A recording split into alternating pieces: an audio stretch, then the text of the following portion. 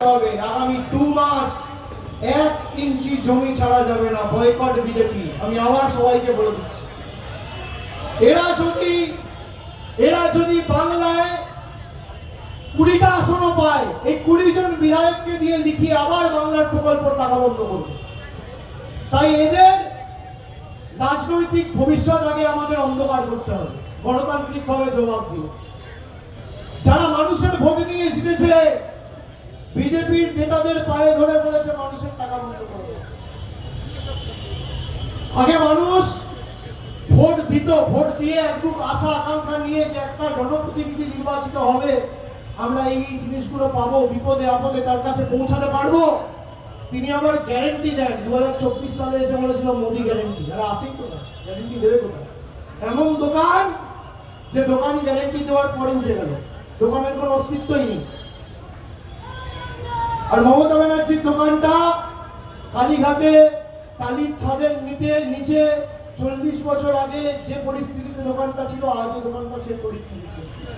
যে হাওয়াই চপ্পল পরে তিনি লড়াই সংগ্রাম করেছেন, আজও সেই হাওয়াই চপ্পল পরে তিনি লড়াই সংগ্রাম করছেন। অনেকে ব্যঙ্গ বিদ্রুপ করে, আমি বলবো উনি 40 বছর পড়ছেন, তুই 4 দিন পর।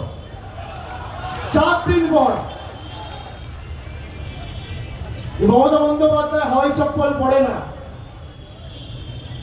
আর হাওয়াই চপ্পলের কথা যখন উঠলো, খালি একটা কথা বলে শেষ করবো। অনেকক্ষণ বললাম, প্রায় 1 ঘন্টা 15 মিনিট। দিদি আমাকে বললো তুই 1 ঘন্টা বলবি, এখন সবাই অনেকক্ষণ এসছে, তাড়াতাড়ি বলে শেষ করবো।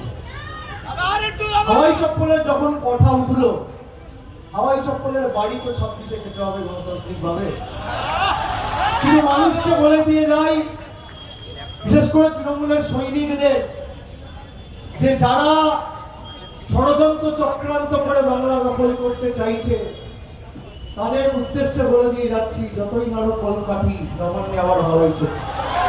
আজকে মমতা বন্দ্যোপাধ্যায় 4র্থবার।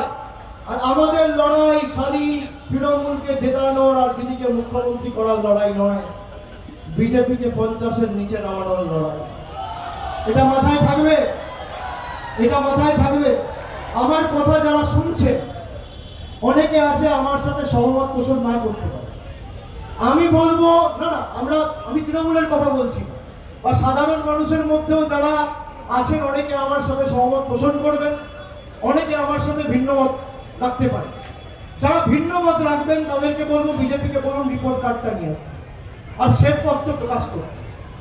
আমরা তৃণমূলের হয়ে কোনোদিন রাস্তায় মানুষের কাছে ভোট চাইতে যাবো না। আমি রাজনীতি থেকে অবসর নেবো যদি বিজেপি যেভাবে মমতা ব্যানার্জি লক্ষ্মীর ভান্ডার করে 2.5 কোটি মানুষকে দিয়েছে, যদি বিজেপি একটা রাজ্যে বাস্তবায়িত